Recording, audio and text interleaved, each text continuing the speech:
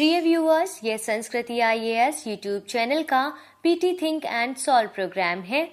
इस प्रोग्राम के अंतर्गत प्रत्येक दिन UPSC और स्टेट PCS से संबंधित 5 प्रश्न व्याख्या सहित उत्तर के साथ दिए जाएंगे। हमें आशा है कि ये प्रोग्राम आपकी तैयारी में मददगार साबित होगा। तो चलिए शुरू करते हैं आज के अपने प्रश्नों की श्रृंखला को। S-400 प्रणाली के संदर्भ में निम्नलिखित कथनों पर विचार कीजिए। पहला, यह सतह से हवा में मार करने वाली लंबी दूरी की मिसाइल प्रणाली है। दूसरा, यह एक ही समय में 100 हवाई लक्ष्यों का पता लगाने और एक साथ 6 लक्ष्यों को भेदने में सक्षम है। तीसरा, यह 800 किलोमीटर की सीमा के अंदर और 50 किलोमीटर की ऊंचाई तक सभी प्रकार के हवाई लक्ष्यों को भेज सकती है। चौथा, यह इजराइल द्वारा निर्मित मिसाइल रक्षा प्रणाली की चौथी पीढ़ी से संबंधित है। उपयुक्त में से कौन सा कथन असत्य है? ए, केवल 1 और 2, बी, केवल 3, सी, केवल 2 और 3, डी, केवल 3 और 4।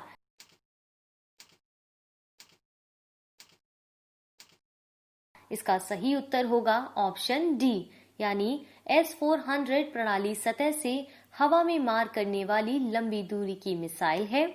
यह मिसाइल प्रणाली एक ही समय में 100 हवाई लक्ष्यों का पता लगाने और एक साथ 6 लक्ष्यों को भेजने में सक्षम है।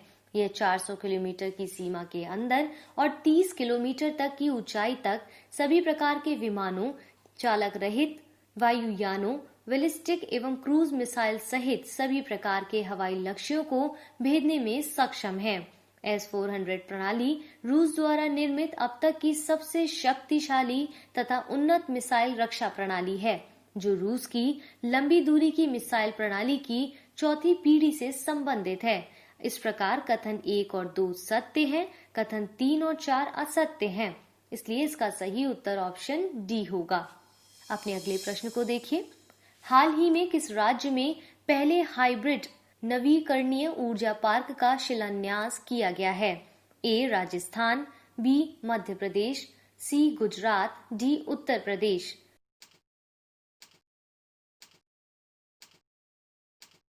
सही उत्तर होगा ऑप्शन सी। हाल ही में प्रधानमंत्री नरेंद्र मोदी ने गुजरात के कच्छ जिले के खावड़ा के विश्व के सबसे बड़े हाइब्रिड नवीकरणीय ऊर्जा पार्क का शिलान्यास किया है। 72,600 हेक्टेयर बंजर भूमि में बनने वाले इस पार्क में पवन तथा सौर ऊर्जा उत्पादन संबंधी अवसंरचना तथा ऊर्जा भंडारण सुविधा का निर्माण किया जाएगा।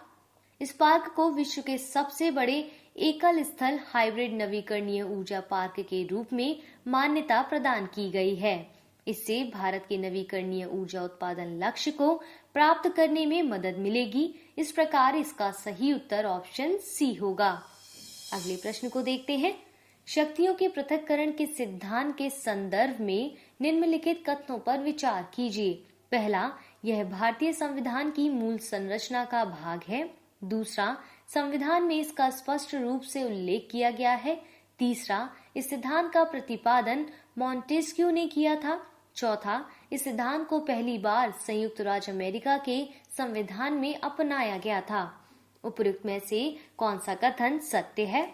ए, केवल 1, 3 और 4, बी, केवल 2 और 4, सी, केवल 1, 3 और 4, डी, केवल 2 और 3।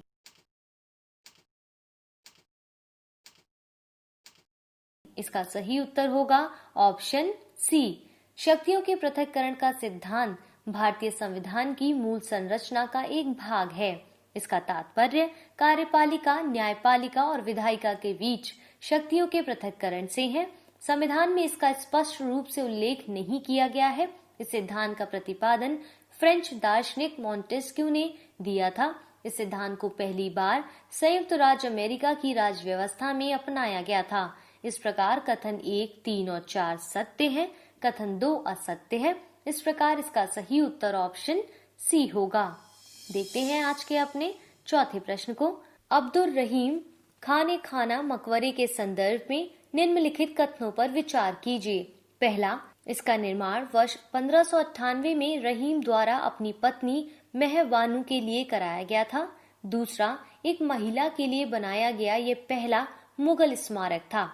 तीसरा, यह मकबरा दिल्ली के निजामुद्दीन में स्थित है। चौथा, इसके निर्माण में बलुआ पत्थर का उपयोग किया गया है।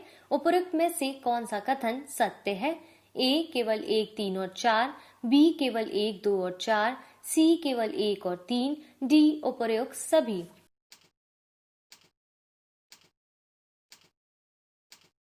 इसका सही उत्तर है ऑप्शन डी।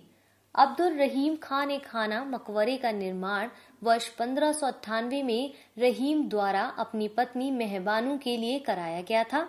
मकबरे का निर्माण 13वीं शताब्दी के सूफी संत हजरत निजामुद्दीन औलिया की दरगाह के समीप किया गया है। वर्ष 1627 में रहीम की मृत्यु के बाद उनका शरीर भी वहां रखा गया था। इस मकबरे के निर्माण में बलुआ पत्थर का उपयोग किया गया है। इतिहासकारों का कहना है कि एक महिला के लिए बनवाया गया यह पहला मुगल स्मारक था। ताजमहल को डिजाइन करने की प्रेरणा यहाँ विकसित वास्तुकला नवाचार से ही मिलती है। हाल ही में अब्दुल रहीम खान ए खाना की 464वीं जयंती का आयोजन किया गया है। इस अवसर पर इस मकबरे को 6 वर्ष बाद फिर से सार्वजनिक रूप से खोल दिया गया है। विदित है कि रहीम मुगल सम्राट अकबर के दरबार के एक कवि और नवरत्नों में से एक थे। इस प्रकार सभी कथन सत्य हैं, अतः इसका सही उत्तर ऑप्शन सी होगा। देखते हैं आज के अपने अंतिम प्रश्न को। Peer to peer lending firm के संदर्भ में निम्नलिखित कथनों पर विचार कीजिए। पहला, पीयर टू पीयर लेंडिंग एक ऑनलाइन प्लेटफॉर्म है। दूसरा, इसके अंतर्गत ऋण पर अदा की जाने वाली ब्याज दर का निर्धारण ऋणी और ऋणदाताओं के मध्य आपसी सहमति के आधार पर किया जाता है। तीसरा, यह असुरक्षित श्रेणी का ऋण है। चौथा, peer to peer lending crowd funding का एक प्रकार है। उपरोक्त में से कौन सा कथन सत्य है?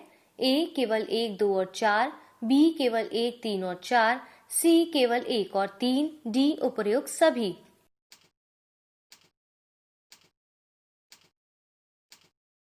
सही उत्तर है ऑप्शन डी।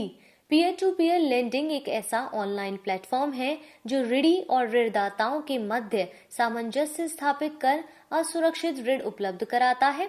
भारतीय रिजर्व बैंक के अनुसार peer to peer lending crowd funding का ही एक प्रकार है। इसका उपयोग ब्याज युक्त भुगतान वाले ऋणों की वसूली के लिए किया जाता है।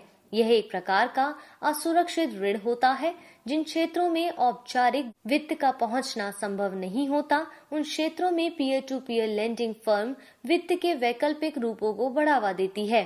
परंपरागत ऋणदाता चैनलों के साथ बढ़ती प्रतिस्पर्धा तथा कम परिचालन लागत के कारण इनमें ऋण के दरों को कम करने की क्षमता होती है।